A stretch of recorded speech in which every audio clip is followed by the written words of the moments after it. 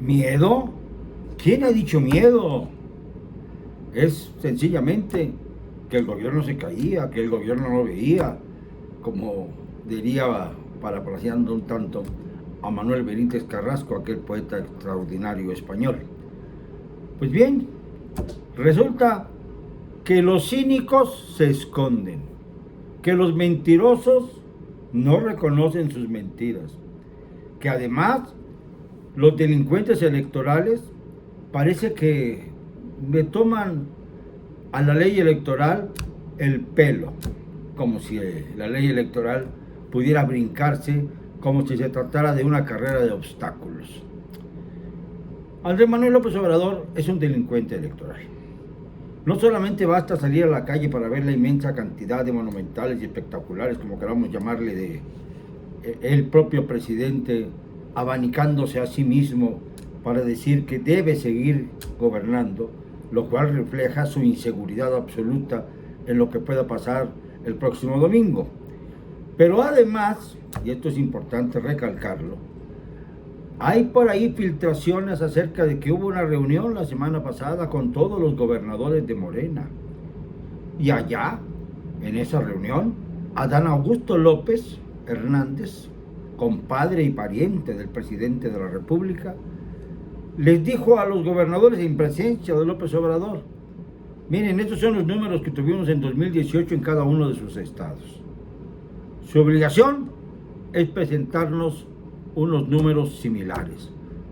El único que repeló, fíjense hasta dónde llega la burrada, que el que repeló fue Alfonso Durazo Montaño, el hombre que es gobernador de Sonora después de haber sido secretario de Seguridad Pública, y le dijo: presidente, en mi tierra, en mi estado, es más complicado el tema porque las distancias son mayores y va a haber pues un 30 o 40% de las casillas que debieron haberse instalado en lo general, pero como no hubo presupuesto, pues nada más van a ser el 30% y en algunos casos hasta el 40%. Y esto va a ser imposible, tener una votación en general en toda la República de 31 millones de votantes a favor suyo. El presidente molestó muchísimo y dijo: bueno, eso ya es cuestión de ustedes. Yo los coloqué en donde están y ahora ustedes deben hacer todo lo posible para beneficio de nuestro movimiento. Solo le faltó decir que él era el comandante, como Fidel Castro, porque a la par que Fidel, la propaganda que se ha hecho Andrés Manuel es increíble. Bueno, pero la cosa no para ahí. El secretario de Gobernación más abyecto de la historia, después de Manuel Bartlett, que tuvo lo suyo en la época de Miguel de la Madrid, es ese tabasqueño. Pobre de los tabasqueños, son mis amigos, los quiero mucho, pero caramba, qué personajes le han dado en los últimos años al país, qué personajes, Roberto Madrazo, y luego este señor Andrés Manuel. Cuando fui una vez a Tabasco, allá a Villahermosa, les decía: bueno, antes de que pasara todo este dramón de los supuestos impugnaciones de 2006, 2012, por ahí de 2004 fui a Villahermosa, les dije: en el futuro está visto que un tabasqueño va a ser presidente. Algunos creyeron que podía ser Madrazo, lo cual era bastante difícil dadas las circunstancias de la época, y los más empezaron a señalar que yo estaba haciendo propaganda a favor de López Obrador. Yo simplemente dije que un tabasqueño iba a llegar a la presidencia y finalmente llegó. 14 años después de aquella conferencia, pero llegó. Y ahora resulta que queremos sacudirnos de este personaje. Y por eso la propaganda incalculable. Yo pregunto, bueno, ¿y cuándo el Instituto Nacional Electoral va a empezar a pedir cuentas a un presidente que se ha pasado de la raya? Porque es evidente el proselitismo que está haciendo. Es evidente que la propaganda que está colgada por todas partes del país, el volanteo en donde se genera la ubicación de cada casilla, dónde va a votar cada quien, porque hay cierta confusión, porque no van a estar todas las casillas, pero atrás, en el reverso del volante, viene Andrés Manuel con su sonrisa de Mesías para decir que hay que seguir. AMLO debe seguir, que AMLO siga, nuestro presidente. Y esto es proselitismo, y esto es un delito electoral en el caso de Andrés Manuel. Entonces yo pregunto, ¿cuándo el INE va a tomar las debidas providencias?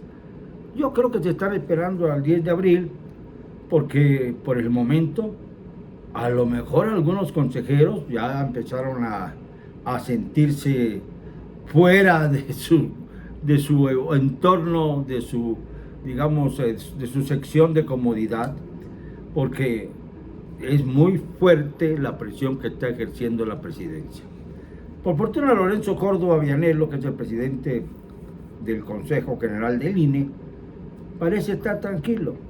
Sin embargo, a él le están dirigiendo los peores ataques. Todavía el día de hoy, en la Cámara de Diputados, se estuvo discutiendo la posibilidad de llamar a juicio político al presidente del INE.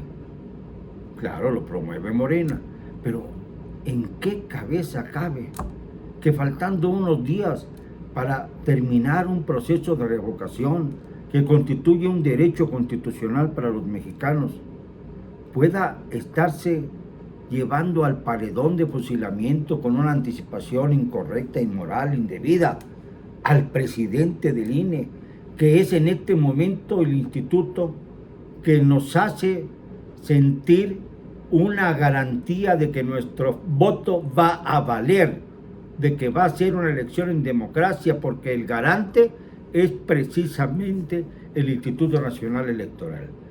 Si organizara estas elecciones el gobierno de López Obrador, yo dudaría mucho en que se pudiera respetar el voto, como dudo mucho que se pueda respetar el voto si no sacamos de Palacio Nacional a López Obrador el 10 de abril.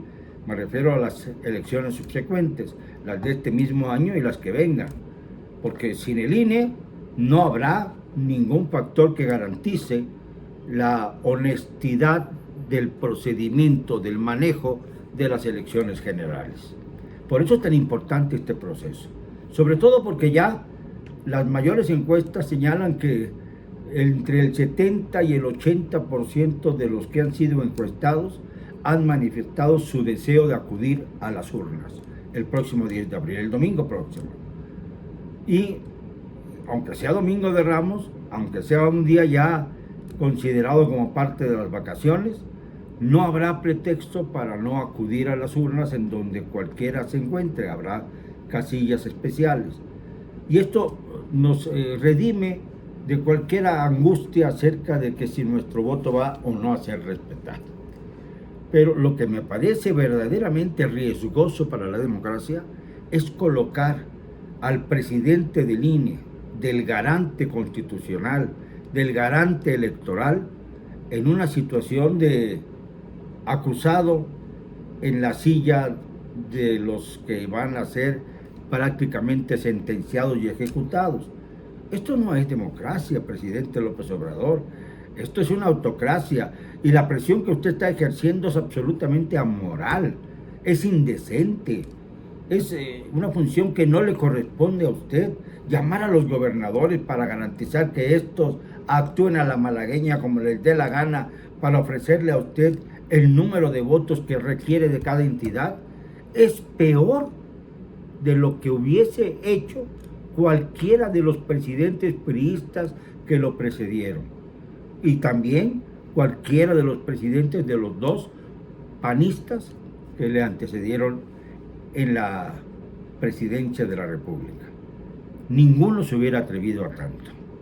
Sí, había muchas presiones. Es cierto que a Peña Nieto lo financiaron varios gobernadores en su campaña electoral, eso no se duda, y que no se le ha seguido indagatoria alguna por los delitos electorales que cometió, ni siquiera tampoco por los delitos de lesa humanidad que también él cometió, o de los que por lo menos es responsable como titular del Ejecutivo que era, desde la desaparición de los muchachos de Yosinapa hasta las matanzas de Tlatlaya, Tanoato y muchas otras, y además, cómo no, las defraudaciones inmensas que derivan de la estafa maestra que mantiene a Rosario Robles en la cárcel, y del caso de Brecht, la reina de los sobornos, que mantiene a Emilio Lozoya Austin en la misma situación, en la cárcel, mientras que no se averigua nada acerca de los secretarios de Hacienda de la época, que fueron, como todos sabemos,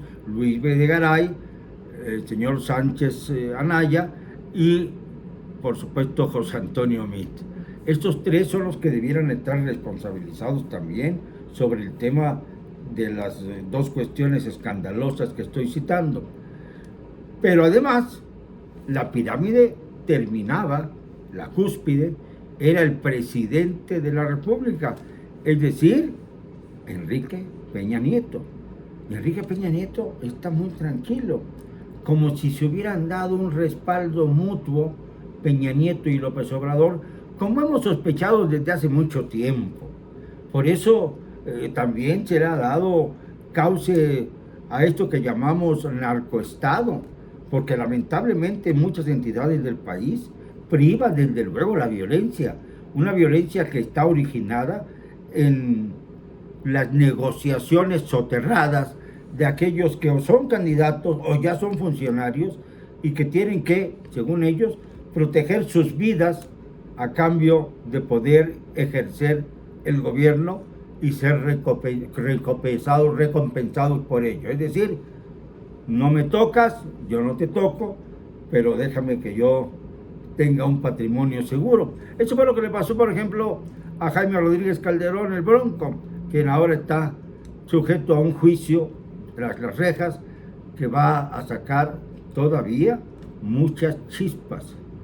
Sobre todo porque en Nuevo León va a ser difícil, dada la circunstancia política de ese estado, que se pueda llevar adelante el plan maestro de López Obrador, aconsejado por Bartlett, el defraudador de 1988, cuando fue violentamente sacado de la carrera por la Asociación Presidencial Cuauhtémoc Cárdenas. Y digo violentamente porque se cayó el sistema de pronto, el sistema de cómputo, y cuando se reanudó el sistema, ya iba arriba Carlos Salinas. Y por ese favor, Manuel Bartlett fue llevado a la Secretaría de Educación Pública en el gobierno de Salinas, y poco después, a los 2 años, lo hicieron gobernador de Puebla. Pobre Puebla, de veras, ¿qué clase de gobernadores han tenido allí? Me da lástima el hecho de que un estado tan productivo, tan lleno de personas con deseos de invertir, de desarrollarse, de proyectar un futuro mejor para sus hijos, estén contaminados hasta el cuello por un gobierno persecutor absolutamente abyecto, que ahora culmina con este pobre infeliz de Miguel Barbosa Huerta, que 15 minutos antes de ser designado candidato de Morena a la gubernatura en la primera elección que hubo, porque hubo 2 elecciones, si no recuerde, ya había 15 minutos antes había insultado a López Obrador, le había dicho que había negado a sus amigos, que era un trepador político y no sé qué tantas otras cosas. Y de inmediato cambiaron las cosas, cambiaron los momios y se volvió un adorador de Andrés Manuel. Pobre Puebla con estos gobernadores. Pero en fin, ahí quedó algo del olor a Bartlett, que es igual a decir olor a podrido. Y como es olor a podrido, pues naturalmente que se ha desarrollado el virus dentro de la estructura gubernamental a grado tal que lamentablemente hoy el presidente se brinca a la torera todos los límites y ejerce un autoritarismo que curiosamente ha llamado cuatro teología el señor Porfirio Muñoz Ledo. Cuatro teología es una cosa, ya que cada quien inventa el término que le da la gana, que le viene en gracia. ¿Cómo?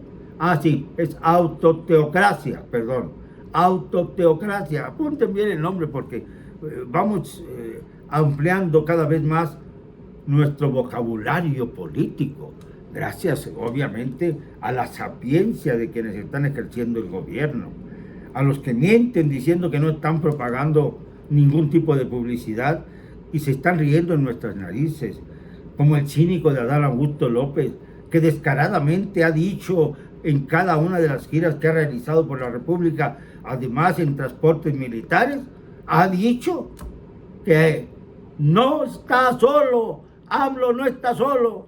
No está solo. Y grita y grita y grita, haciendo propaganda absoluta en vez de recoger las inquietudes y el malestar de muchos millones de mexicanos. Esta es la 4T. Ustedes sabrán, cada uno de ustedes sabrá si esto que les digo es mentira o no. Ustedes saben, júzguenos, analicen las cosas, piensen y voten. Eso sí es obligación. Así como los antiguos revolucionarios tenían la obligación de sacar a tiros a los presidiarios que estaban en el gobierno, que se fueron al exilio, así los mexicanos de ahora tenemos nuestro plumón, nuestra pluma, lo que sea, nuestro bolígrafo, como única arma para sacar de palacio a Andrés Manuel López Obrador. Perdónenme, no me van a callar. Y lo digo y siempre, con cero cobardía.